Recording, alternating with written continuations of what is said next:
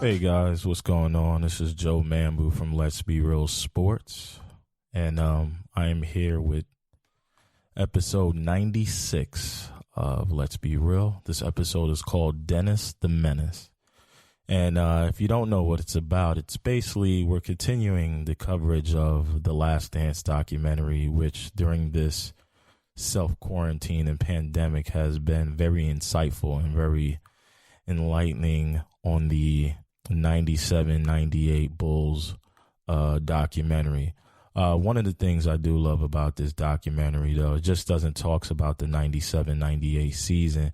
You get a little bit of background story. We got some background of Jordan, Scottie Pippen, and even Dennis Rodman himself. And episode 3 did a lot to feature a lot of Dennis Rodman and getting to know his inner workings and whatnot and what makes him tick, you know. We get to learn a little bit about Phil Jackson's playing career with the New York Knicks, in which the Knicks, that was the only last time they won a championship. Phil Jackson was a part of those teams. And we get to learn about the originator of the triangle offense, Tex Winters. I know when we think about the triangle offense, most time we think just about Phil Jackson because he implemented with Michael Jordan, and he implemented it with Kobe Bryant and those and Shaq Lakers. What I like though, what's the documentary touch, is that Doug Collins actually had a chance to implement the triangle.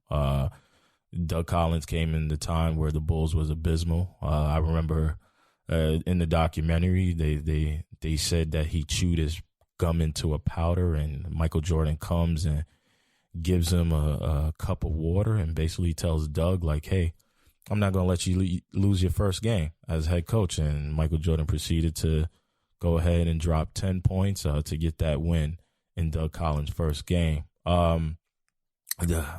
I know the documentary makes it seem like Doug Collins was, you know, like the Bulls were just on an uprise with Doug Collins, and that is true. The Bulls were faring pretty well. Prior to Doug Collins getting fired, they actually lost to the Bad Boys Pistons in 1989 in Game 6. So, you know, the Bulls was on the uprise, and they were making the right headway into becoming in that elite conference, that elite conversation of being in the Eastern Conference, you know. But at the 1990 season, Reinsdorf, which is the owner of the Bulls at the time, I don't doubt he was the owner of the Bulls at the time, fired Doug Collins. And we all know from that 1988 season how much Doug Collins rode Jordan, right? You got to understand, Doug Collins was relatively a hire out of nowhere. He was a broadcaster once he retired from his playing days, which he played for the Philadelphia 76ers. So he was relatively young, and he wasn't the best fit on the young, impressionable minds of the Bulls players, especially Scottie Pippen and Horace Grant, who, you know, got drafted in 1987 and, you know, were there to make the Bulls into a prominent powerhouse. Phil Jackson did not, not Phil, but Doug Collins, he kind of predicated his offense on Jordan, and that showed in the 1988 season when he moved Jordan to point guard, right? Because it was kind of like Jordan's kind of like the ultimate security blanket, right? Like, he's the ultimate security blanket. You can always go to him and he'll always be able to get that bucket or get the bucket or get you the bucket that may lead to the other bucket or do something on defense. Jordan was just the ultimate cop-out, right? It's like when somebody's playing 2K and is like, all right, well, let's pick the 97-98 Bulls. Like, majority of the time, unless the 2K player is like really skilled, you're going to lose against that team because that team is just a powerhouse of a team. And Doug Collins in 1988 was kind of doing that. He moved Jordan to the point guard position, which Jordan was averaging 35 points and shooting 53.5% from the field. 1988, man, was a ridiculous year for Michael Jordan, man. He was doing some amazing things, and just the accolades that he had garnered in that season was insane, right? So he goes ahead and he wins MVP, he wins All-Star MVP, he wins Defensive Player of the Year, and he goes on to win the slam dunk competition. Like, this is all, and scoring champion. So Jordan did this all in one season. This is how hard Doug Collins was riding Michael Jordan. And the thing is that the Bulls owner at the time saw that. He saw that Jordan was running through the ground. Now, I know, minute restrictions and load management is the thing in today's NBA. But, that wasn't really happening with Jordan. And, Doug Collins was a player himself, right? So players respect coaches who were players. Pretty much sure why freaking, what's his name, that guy, LeBron's old coach from Cleveland, the one that Iverson stepped over, Tyronn Lue, is a head coach, because players respect former players who are now coaches because they could see the game. And I get it. The problem with Doug Collins is that he lived a fiery lifestyle and he had insecurities. He wanted to be the Mike Ditka of the Chicago Bulls. You got to remember the 85 Bears. They last time they won a Super Bowl, that defense was a powerhouse, and Mike Ditka was the herald of that team. And, Doug Collins saw himself being in the same city, being a young, brash head coach who really had no coaching experience, who came from broadcasting, who was good looking. Listen, he was ready to make his mark on the Bulls, and he did. He did make his mark on the Bulls. From 1986 to 1989, the Bulls had steadily improved. But the owner, I think it's Jerry Reinsdorf, he knew that the writing was kind of on the wall. And if you can kind of compare it in today's situation, is the coach you could compare that to with Doug Collins, which is funny because he played for the Sixers, would be Brett Brown, and the Philadelphia 76ers right now, who was a great coach for the process. But the problem is that I don't know if he could get them playing winning basketball. And when I say them, I'm talking about Joel Embiid and Ben Simmons, right? Why is there not somebody developing Ben Simmons' jump shot so he could become an all-world threat? Why is Joel Embiid on the perimeter so long, taking threes or, getting the ball from the perimeter and trying to score from there when he's such an inside presence, right? These are all things that Brett Brown is kind of needs to fix, right, as being the head coach. I know you have assistants that deal with things individually, but I feel like this is the same problem that Doug Collins had. Even though they lost in the Eastern Conference Finals in Game 6 to the Pistons in 1989. I mean, the Bad Boy Pistons weren't even playing basketball. If you ask me, they weren't playing basketball at all. Like, they talk about hard nose, hard grinding, and it's like in that documentary, I just see elbows and clothesline, like, they're like the Legion of Doom or something. And I'm thinking in my head, like, why is this even a thing, right? Why are guys fighting like this? And I get it, I get the machismo, but at the same time, like, let's just play basketball. And the Bulls, I mean, not the Bulls, but the Detroit Pistons certainly weren't playing basketball. I don't even care if that was basketball for that time. That doesn't make any sense. It's like, you're not playing basketball. So, the Bad Boy Pistons, I get it. They wanted, they were good, but they were beating up on teams. And, the league at the time was trying to put Jordan ahead of everyone else. It was, the hierarchy was Magic and Bird, of course, especially with those rivalries and them winning multiple championships. And Jordan was the new kid on the block. Like I said, Doug Collins did a hell of a job from 1986 and 1989, especially giving Jordan that freaking career year in 88. You know, a guy was drafted in 84, fourth year in the league to win MVP. And man, he did pretty well for himself, but he couldn't get them to the finish line, and I get that. And then the thing about Doug Collins as well is that he kind of, there was a little bit of egoism with Doug Collins. He started alienating his assistants, and that's never cool, right? That's never cool to kind of alienate your assistants. He kind of berated Tex Winter, right? Tex Winter, who was the originator of the triangle offense, right? Which won Jordan and Kobe multiple championships. He was threatened by Phil Jackson, right? Phil Jackson just coming in, doing his job, being assistant to Doug Collins.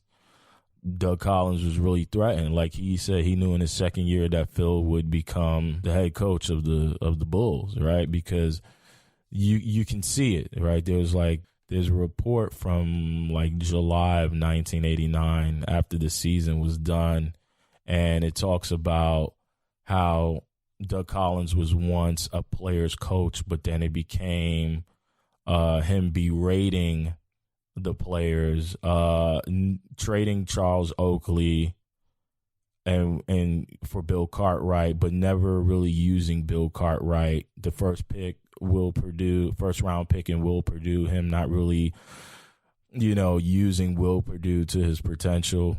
And it was just things that Doug Collins was doing that Jerry Reinsdorf did not care for. And this is the crazy thing, right? Like Jerry Krause is looked as the villain because essentially Jerry Krause broke up the dynasty in 97 and 98 because he didn't want to play. He did not want to pay Pippen or Jordan or Rodman, the Chicago Bulls big three, $81 million, which at that time, ridiculous amount of money, right? Now you'd be like, you got a couple guys on the roster who make that, but, three guys to pay that amount of money in that time, it's a little bit ridiculous in 97, 98. If the first two episodes made Jerry Krause look like a villain for breaking up the Bulls organization, that big three, it most certainly in episode 3 and 4 of The Last Dance made Doug Collins kind of look like a villain, right? Because that's the thing. It's like he's alienating coaches, his assistants. There's reports from the Chicago Tribune that so the date is July 9th, 1989. There's reports that he is giving Phil Jackson the silent treatment, and he is quick to kind of write off Phil Jackson's approach to him, right? And this is the thing. In the documentary, even talks about him kind of having Tex Winter, who, was one of his assistants, kind of sit away from him during games, and then he's sitting on the other side and giving his info and his opinion. And so Doug Collins alienates himself. He's like, you know what? I'm not trying to run this triangle. We've been working through Jordan, and this is what we're going to do. And Jordan out as a competitor. Listen, Jordan as a competitor, I get it. Jordan was like, there's a reason why Jordan in this documentary, he talks about loving Doug Collins, and I get it. Because Jordan is a competitor. He's the ultimate competitor. He's a fiery dude. And obviously he wants the ball in his hands all the time at the end of games. But if you didn't realize, right, Jordan, the ultimate competitor, even realizes when he was getting used too much. And after that 1988 season, and where Michael Jordan was having point guard duties, when he just won every award you could possibly win that year, he kind of axed out of the role, right? And because, listen, Jordan was superhuman, but even he needed to take a breather and take a break. And he realized that after the 88 season by asking Doug Collins to take him out of that point guard role and go back to the two guard position, right? So the owner at the time, Jerry Reinsdorf, he realizes this, and he's like, hey, man, listen, you did a wonderful job, Doug, as being the head coach for the Bulls, but your alienation, your criticism of players is becoming detrimental to the team. Doug Collins even goes after Jerry Krause's job. Crazy thing about that, if you don't know, Jerry Krause was the one who vouched for Doug Collins. And then what happened is Jerry Reinsdorf was against it because, listen, Doug didn't have much coaching experience, and he was a broadcaster, right? Jerry Krause vouches for Doug Collins, and then later Doug Collins wants to go after his job, right? So Jerry's like, hey, man, that's kind of shady. This is not what you do, especially if this man vouches for you. And you sitting in a 5-hour interview with the owner of the Chicago Bulls, and you say you're going to do all these things. You say you're not going to ride Jordan like you did, and you do. You totally do, and I get it because Jordan is that mule. Like, he will get you to there. But he can only do so much on his own, right? And that's why Scotty and Horace came in the 87 draft, and Jerry Krause did a phenomenal job of drafting those two guys. So then we get off that Doug Collins topic. We talk about the Bulls, next in line head coach, Phil Jackson. And Phil Jackson, who kind of, even though he was the top assistant, he kind of deferred to Tex Winter, who is the originator of the triangle offense. If you don't know who Tex Winter is, I kind of just said it, but he was head coach at Kansas State for a very long time. He originated the triangle offense, even consulted for the Lakers 2008-2009 championship. So Phil Jackson was always with this guy. So Phil Jackson works closely with Tex Winter, right? And this causes paranoia for Doug Collins because you can see the writing on the wall, right? Phil's philosophy is that he wants to get the ball out of Jordan's hands more, right? And make the team a full ensemble, right? Because it's like you have Jordan and you have Pippen sometimes who's been used, but he's not really being used to his best ability. And that's the thing. Scottie Pippen, when he was in Arkansas, he was, he had like guard handle, right? That's the thing. But then he grew and he became like this 6'8", 6'9" point forward, right?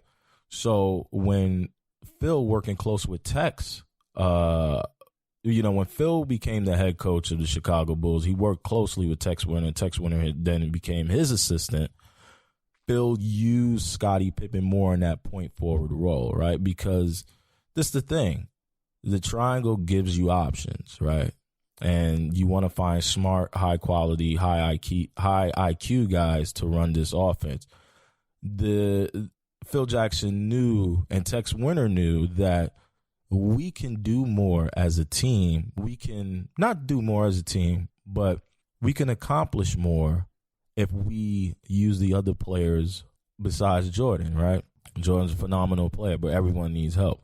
Tex and Phil knew this. So what they did was they implemented the triangle, which gives you 3 options. Or I think it was like 33 options, right, on the offense, and getting other guys involved. And listen, this is the thing. Michael Jordan wasn't favorable of this offense because he's like, why does John Paxson need it? Why does Bill Cartwright need it? Why am I not getting the ball in clutch moments? But the triangle, what it does offensively is it opens the floor, right? So people think about how the Golden State Warriors changed their offense, right? Changed the offense for the league where it's like more space movement. You stretch out the floor to like way beyond the 3-point limit where threes becomes more effective than twos. Mid-range is like kind of obsolete, not really needed. Like, this is how Golden State changed the game in this current era. What Tex Winters and Phil Jackson did with that triangle offense is the same thing. It changed the league, right? What it did for defenses now is like you constantly have to look for where Jordan's at. You can't no longer zero on him at the wing because you think about it. The Bulls had not the Bulls, but the Pistons, they had some Jordan rules, right? They had some Jordan rules, and it was simple. The Jordan rules were simple. When he got to the wing, you just pushed him to the elbow, right? They would never let him go baseline, and that's the thing. When they said wouldn't let him go baseline, I always say when I'm playing basketball, the baseline is an extra defender. So I would never use the baseline because I could go out of bounds. But Jordan's a different animal, and I play YMCA basketball, so I should just shut up. But and then when he's on the top, you make him go left. Jordan's right-handed. So his dominant hand's right. Obviously, you want to go to your dominant hand when you're playing basketball. And when he got the ball in the low post, they just trapped him on top. So the Bulls, Detroit, and then Detroit got away with a lot of fouling and punching and bullshit that they called, hard-nosed basketball, which has nothing to do with basketball. Jerry Reinsdorf had the foresight to see, even though the Bulls had lost in 1989 in Game 6 of the Eastern Conference Final, that a change needed to be made. And when he made the change to Phil from Doug, it was a great improvement. Scottie Pippen improved, Horace Grant improved, and it was a good thing for the Bulls, right? So now you have the Bulls. You have the Bulls playing against the Lakers, right? And then all of a sudden, because the game plans change, it's just not the Michael Jordan and the Chicago Bulls. You know what I mean? It's a full ensemble where, you got John Paxson going on. And, Jordan's looking at Phil like, what? But Jordan has such respect for Phil. Even though he loves Doug, he has such respect for Phil. He's like, listen, all right, let's do this. And John Paxson just gets hot, super hot, right? And the Bulls end up beating the Lakers in 5 or 6. Or I think it was 5, but Lakers end up beating the Bulls. I'm sorry, not the Lakers, but the Bulls end up beating the Lakers in 5. And Jordan is crying and he's hugging. And, his dad is there, which was a touching moment, bro. A little eye, tear to my eye a little bit. And then he hugs Magic Johnson, you know what I'm saying? And everybody's looking at Jordan. And they're like, wow, man, I didn't know Jordan had this emotion. All we know Jordan for is being angry and yelling. Michael Jordan has all this, this ton of emotion when he wins. And, that's the end goal is mainly to win. It's mainly to win the championship. So when Jordan finally broke through, I know, it had to be everything because before he was better than Magic and Bird, but, he didn't know how to get his teammates involved. Kind of the same things they said about Kobe Bryant, but it's a learning process. At this point in time, he's 7 years in the league. Bad Boy Pistons was a tough-nosed team, and they had Dennis Rodman.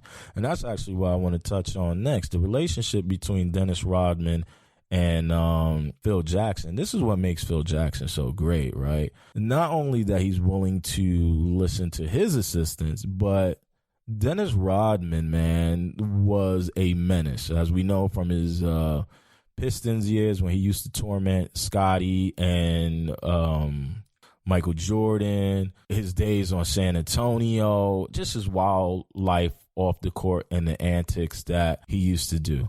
The crazy thing is that Phil embraced all of it, though. That was the crazy thing, right? You got this dude, Phil Jackson, who his family background is a little different from Dennis Rodman, right?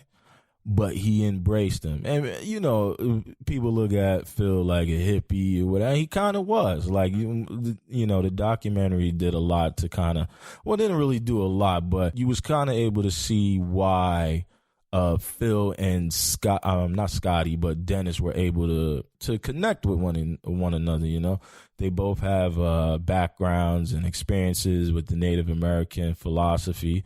We all know Phil Jackson for his Zen philosophy that, was popular through his coaching years. And Phil was just different. He wasn't really a militant. He was he was very empathetic and lenient. And this showed greatly when Scottie Pippen missed 35 games because, you know, he had to get surgery on his foot. And the Bulls were doing not pretty bad, but they weren't winning at the pace they were usually accustomed to. And listen, what's his name had to be a model citizen, right? Like, even Jordan talks about it, how, you know, Dennis never came in the room and said sorry, but Dennis asked him for a cigar, right? And he knew, and Jordan knew from then that, you know, he was sorry and that he was going to get the shit right. And he did. And for the next game, like for like a month or so, right, till Scotty came back, listen, Dennis Rodman was he was the glue for the Bulls, right? He had to take the most responsibility outside of Jordan, and he did his thing. Before Rodman went to that room, to Michael Jordan's room, the Bulls were 8-7, right? And it's crazy because the previous season, the Bulls didn't lose their 7th game until their 56th game. So the Bulls were definitely missing Scottie Pippen in that season. But Dennis Rodman got the ship right and was a stand-up citizen for the Bulls. And listen, it must have been hard on Rodman, because even Rodman talks about it in the documentary that basketball was never really a big thing for him, right? Like, he had to find motivation to play the game. It's not like some dudes who watch Mike or this generation who watch Kobe or LeBron and they're like, yo, I'm just inspired to play basketball. Dennis Rodman, that was not the case. So, you know, he always had to find motivation. And Phil understood this. And there was a time where Dennis Rodman goes on to Las Vegas and, you know, Jordan is against it. You know, Phil's like, yo, I could give you 48 hours. Jordan's like, tells Phil, hey, Phil, if you let this guy go, he ain't coming back. You might as well just lose him. But Jordan gives his blessing. Phil allows it. And Rodman goes for this, what was supposed to be 48 hours, but ended up being more like 88 hours. And the crazy thing is that, you know, they actually had to end up getting Rodman. And Carmen Electra talks about it in the documentary. But listen, once Rodman comes back, he's a model citizen. You know, he needed that time away because what he needed to do on the court took so much out of him. And Phil understood that, right? Phil was great because he was a team builder. He wasn't alienating people. He was empathetic and he was lenient, right? And he was able to talk up to Michael. And that was the key thing, where Doug was a Michael guy and Doug would ride Michael and try to, just make Michael happy. Phil was about the team, and that showed. And they talk about it in the documentary with the relationship between him and Dennis Rodman, especially him knowing that, you know, the tribe, the Native American tribe, they talk about the Hioka, where, the Hioka means backward walking person. I might be butchering it, but it was something along those lines. Phil understood that. And the great thing about Phil Jackson was that he looked at players as people, right? He didn't just look at them as basketball players. That's their job. That's what they do, but that's not all there are. People are multifaceted, and you want to be able to understand those people to bring the best out of them. And that trip that Phil Jackson allowed Rodman to go on shows that. And I got a lot of respect for Phil, because I always just thought it was the talent that he had. Michael, Pippen, Kobe, Shaq. But listen, it takes a lot to feed those egos. So Phil Jackson did a tremendous job, and I can't wait for episode 5 and 6 tonight. It should be amazing. It should be pretty dope. And next week I'll have some talk about that again. Episode 5 and 6. I definitely will bring you that. But listen, I want to thank you guys for tuning in to another episode of Let's Be Real. This was pretty dope. I love talking about this documentary. If you want, make sure to hit us up on our Facebook page at Let's Be Real Sports Blog. You can also hit us up on YouTube at Let's Be Real Sportscast. You can check out the videos there. Make sure if you got any questions and comments, hit us up at lbrstalk@gmail.com. That is lbrstalk@gmail.com, with questions, comments, or other topics you may want us to discuss on the next episode. And that's another episode in the bag. Peace. This has been a Gifted Sounds podcast. If you enjoyed the podcast, please subscribe, rate, and review. For more podcasts, please visit giftedsounds.com.